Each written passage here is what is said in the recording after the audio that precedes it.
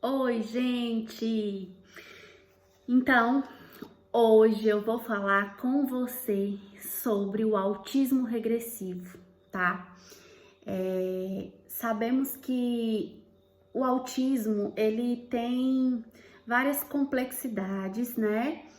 E ele manifesta ou ele acontece de várias formas, de várias maneiras em cada ser, né? Então não existe um padrão. E estou falando isso diante de artigos que eu leio, de explicações que alguns profissionais nos passam, porque desde que o meu filho começou a manifestar os primeiros sinais do autismo, eu sempre guardei cada comportamento e busquei pesquisar, busquei conhecer um pouquinho mais. Então, hoje eu quero falar com você do autismo regressivo na vida do meu filho, diante daquilo que eu vivi, né? Não vou falar de estudos, Não, eu vou falar da minha experiência e eu anotei alguns tópicos que dizem a respeito do assunto, né? Para passar para vocês um pouco do que tem sido na vida do meu filho. Então, vamos lá. O Marcos, ele nasceu um menino aparentemente comum, né? Ele estabelecia, quando a gente chamava, ele olhava, a gente conseguia estabelecer um olhar, olho no olho, ele ainda bebê, quando a gente chamava pelo nome dele, ele sempre ficava atento, né? Então, ele nasceu esse bebê comum. E teve uma situação que quando o Marcos nasceu, ele nasceu com uma fissura lábio leporino. Uma fissura somente estética, né? Ele teve uma malformação da parte da gengiva, né? Na parte superior. E eu não percebi isso. E não fui informada pelo pediatra que acompanhou o nascimento do Marcos. Até porque há 16 anos atrás, a gente sabe que os partos aconteciam de forma diferente que acontece hoje. O que seria essa forma diferente? Naquele tempo, a gente não tinha direito a um acompanhante. Hoje, o pai assiste o parto, os avós, o irmão, né? Quem puder acompanhar aí um parentesco mais próximo, que puder acompanhar, até uma amiga pode me acompanhar hoje para participar do nascimento do meu filho. Mas naquela época não tinha isso. Então, eu não fui informada sobre essa situação do meu filho. Então, ele aparentemente ele nasceu comum e não tinha nada. E o que é que hoje se fala muito sobre o transtorno do espectro autista? Hoje se fala que a cada 5.000 convivem com transtorno do espectro autista. A cada 5.000 crianças convivem com transtorno do espectro autista. Outra coisa que se fala muito e que isso já é comprovado, né? Os estudos comprovam que a maioria são do sexo masculino. Outra coisa também que se fala muito é que cada 4 homens é afetado para cada mulher, né? Então, assim, existem N estudos, pensamentos e cada um organiza a sua maneira melhor de entender o que isso acontece. E assim eu fiz com a minha situação, né? O meu filho, ele tinha aí essa aparência normal, né? Comportamento, você chamava ele pelo nome, ele ouvia, você dava um toque, um barulho, ele acompanhava. Então, ele estabelecia ter essa sensibilidade com o som, né? Você chamava e ele atendia. Gente, não sei se eu tô falando os nomes certos, mas eu tô tendo, assim, uma conversa bem franca, para uma linguagem bem, assim, menos estruturada, só que para você ter mais afinidade, para você entender realmente como que é o autismo regressivo diante da minha experiência, tá? Então, vamos lá. O que acontece? Ele tinha todas essas questões que um bebê tinha, né? Ele virou, ele arrastou, ele andou, ele falou e, inclusive, ele não demorou muito para falar. Ele falou muito rápido, ele andou muito rápido. Então, assim, o Marcos teve uma evolução muito dentro do padrão, né? Que padrão? O que a gente acha que é normal, que é comum. A criança bater palminha, a criança falar papai, mamãe, as primeiras palavrinhas, dadá, gugu, aquela coisa mais maravilhosa, né? Então, o Marcos teve tudo isso. Só que o Marcos tinha algo que pra mim não era normal. O choro. Ele chorava muito, gente. Mas era muito, não era pouco, não. Eu ficava desesperada. Eu tive uma vizinha que chegou a bater na porta da minha casa, né, preocupada porque o meu bebê chorava muito. E aí eu tratava como o quê? Como cólicas, né, como aquelas cólicas dos primeiros meses, como aquela angustiazinha de estar nascendo o dentinho, aquela angustiazinha de ainda estar sentindo fome, com a dorzinha de barriga, então a gente tratava muito com isso.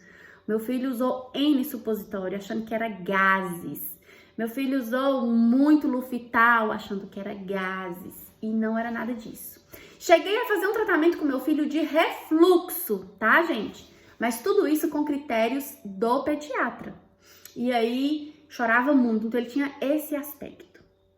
E o Marcos, com 1 ano de vida, ele deu uma primeira crise convulsiva, que foi uma crise de ausência. Na verdade, falar crise de ausência, epilepsia, crise convulsiva, mas para mim só muda a forma de manifestação, porque atrapalha o sistema nervoso, atrapalha todo o desempenho da criança, né? Então, o Marcos, com 1 aninho, ele teve uma crise de ausência. Ele era um reloginho, ele tinha uma rotina, gente. Ele acordava todos os dias muito cedinho e esse dia o Marcos não acordou. E como eu dormia com ele, né? Eu sempre acordava naquele horário que ele tinha que acordar. E aí ele não acordou e quando eu chamei pelo Marcos, ele estava desacordado. E aquilo me deixou muito aflita. Corremos para o hospital e chegou lá, ele foi medicado porque ele estava em uma crise de ausência. E aí nós fomos encaminhados para um neurologista. E o neurologista começou a acompanhar ele para controle dessas crises, né? E aí nós ficamos usando já a medicação anticonvulsivante para controlar, para que essas crises não voltassem. Só que essas crises nunca foram totalmente controladas, gente. Nunca foram. A gente sempre teve um problema muito sério. O Marcos já ficou internado várias vezes. E assim, nesse 1 aninho de idade aí, foi tudo muito comum. No 2º ano, o Marcos, um garoto muito esperto, muito inteligente. Ele tinha assim, aliás, ele ainda tem, né, N qualidades. Mas nessa fase, ele tinha algo que chamava muito a atenção da gente. Era ouvir as músicas tocarem e ele reproduzia as músicas. Se ele ouvisse uma música uma vez, ele reproduzia a música toda. E aí o Marcos entrou para a escolinha, né, para estudar. E ali ele já começou a desafiar o medo, ele começou a desafiar o perigo, ele começou a ter esses comportamentos, né, que se dizem comportamentos estereotipados, né, os comportamentos repetitivos. Só que o Marcos, ele tinha uma característica que é aí que eu quero te chamar a atenção, que eu não observava, gente, eu não observava. Eu só ouvia as pessoas dizerem, seu filho não é normal, seu filho é doido, seu filho precisa de ir para um psiquiatra, seu filho precisa de ir para um psicólogo, porque ele não tem noção das coisas, né? E aí, eu falo muito sobre isso no meu livro, gente. Eu sempre vou mencionar o meu livro, porque lá eu falo muito sobre isso. O que refletia nas minhas emoções quando as pessoas falavam isso a respeito do meu filho. E aí, o que acontece? O Marcos, ele tinha algumas características que eu costumava associar ao seguinte: os comportamentos inadequados dele, eu dizia que puxou a mim, porque eu era uma menina terrível, então o Marcos tinha essa característica que era minha. Eu olhava para os dedinhos do Marcos e os dedinhos eram super achatadinhos e eu falava, acho que os dedinhos do Marcos parecem com os dedinhos do pai, né? Eu achava, porque eu não tinha muita convivência com o pai, depois eu vou falar sobre isso para vocês. Então, eu tinha essas associações, né? E aí, o que acontece? O Marcos, ele foi tendo essa regressão de comportamento, né? Ele foi tendo uma regressão de fala, porque ele falava muito bem, ele estabelecia comunicação muito bem e, de repente, ele parou de fazer tudo isso. Marcos jogava bola, Marcos andava de bike, ele tinha uma bicicletinha quando ele tinha mais ou menos uns 2 para 3 aninhos, ele andava de bicicleta, ele chutava bola, ele andava muito bem, ele caminhava muito bem e de repente Marcos começou a ter uma regressão. E essa regressão eu observei no comportamento, né? Depois eu observei na coordenação motora. Eu percebi essa regressão na fala. Marcos hoje conversa muito parecido ainda com uma criança de 4 anos e ele não consegue estabelecer mais uma comunicação. Então, esse autismo regressivo hoje se associa com algumas síndromes genéticas, né? Que são, eu até anotei aqui para falar para vocês, que é a síndrome do X frágil, né? A síndrome do cromossomo do X frágil e a síndrome da esclerose tuberosa, né? E o Marcos, ele já fez alguns estudos genéticos e a gente não conseguiu descobrir essa síndrome dele. Mas até quando eu cheguei no psiquiatra, que foi uma psiquiatra especialista em autismo, né?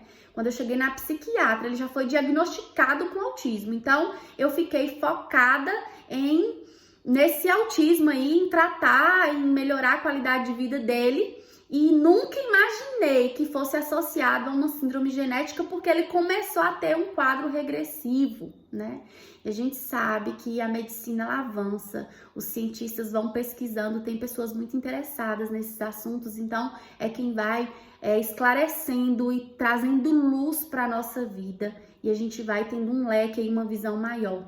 E aí eu tratei sempre assim, o autismo. O Marcos, ele tem um quadro característico de autismo, mais focada no tratamento das epilepsias, das convulsões, porque eu sei que a cada crise que ele tem ainda mais um atraso, né? Um atraso motor, um atraso de fala, um atraso a memória dele, né? Ele perdeu parte da memória, hoje ele não consegue mais cantar aquela música que ele começou a cantar quando ele tinha lá seus 3 aninhos.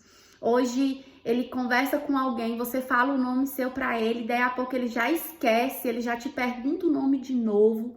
Então, assim, o autismo do meu filho eu associo com o autismo regressivo. Então, mamães, fiquem atentas aos seus filhos, observem cada evolução deles, não deixe de memorizar, de anotar e vá acompanhando o seu filho sempre, sempre, sempre, isso é muito importante. Mas eu tive a oportunidade de conhecer uma neuropediatra extraordinária, que quando eu levei o Marcos a primeira vez nela, a primeira coisa que ela já enxergou nele ali foi uma síndrome genética. E a gente não conseguiu ainda descobrir isso, eu fiquei muito focada, né? Depois eu quero falar sobre isso também pra vocês, eu fiquei muito focada em querer descobrir qual era a síndrome do meu filho e eu estava deixando, né, de melhorar as condições e a qualidade de vida do meu filho. E aí eu esqueci um pouquinho de buscar essa síndrome, até hoje eu não consegui descobrir qual é a síndrome que o meu filho tem, porque eu comecei a cuidar um pouquinho de mim para que eu tivesse um pouco mais de equilíbrio para poder continuar essa busca, né? E aí eu comecei os tratamentos, as terapias com meu filho, comecei a cuidar e olhar mais para ele e esquecer dessa questão de diagnóstico, de taxar a questão da síndrome, de descobrir o que é. Isso eu esqueci. Então, o que eu quero deixar para você aqui nesse vídeo a respeito do autismo regressivo, ele vem sim, ele existe, se estiver associado à síndrome genética ou não, ele acontece, gente. Até porque, como eu sempre falo nos meus vídeos anteriores, existem profissionais que dizem que a criança nasce com autismo, outros adquirem o autismo e aí fica essa confusão que a gente vê que tem. Mas na real, o que vale é você, mãe, que vivencia com seu filho, que você vê no seu filho como assim. Eu sempre debato muito com a médica dele, né? Porque eu vou lendo e chego nela e falo, doutora, mas isso e aquilo tá acontecendo com meu filho, aconteceu. E ela fala, Ivaniele, calma, isso não existe.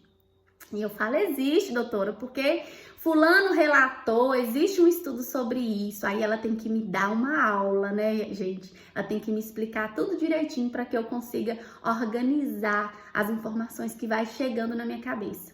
Mas por que eu resolvi falar para você sobre autismo regressivo? Justamente por isso, pelo excesso de informação que chega na sua cabecinha, pelo excesso de informação que a gente às vezes vai buscando, né? Aquela busca incansável de saber o que meu filho tem, por que meu filho nasceu assim.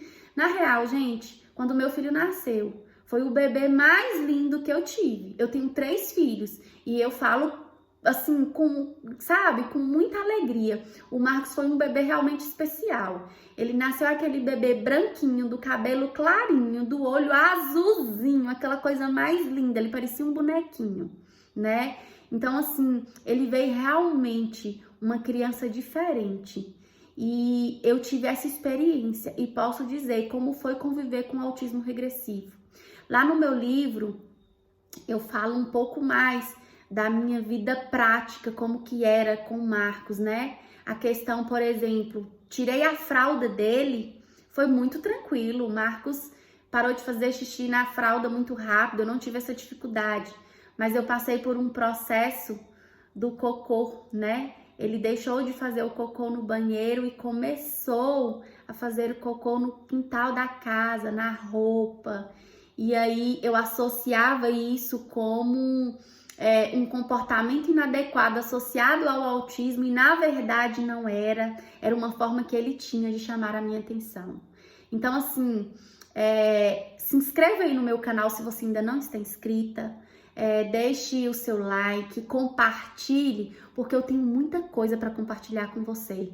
Porque eu quero contribuir com a sua vida, eu quero contribuir com seus desafios. Você que vive, convive com essa condição, para que você possa olhar mais para o seu filho, para que você possa olhar mais para você, para que você possa ser essa mãe extraordinária que Deus te levantou para ser. Um super abraço. Não esqueça, se inscreva e compartilhe esse vídeo. Ivaniele Cardoso lá no meu Instagram, que eu falo muito sobre isso, sim, e principalmente eu gosto muito de desenvolver mães. Eu tô lidando muito agora com o desenvolvimento pessoal de mães, mulheres que precisam dessa ferramenta poderosa para poder descobrir o ser incrível que Deus te fez. Um grande abraço.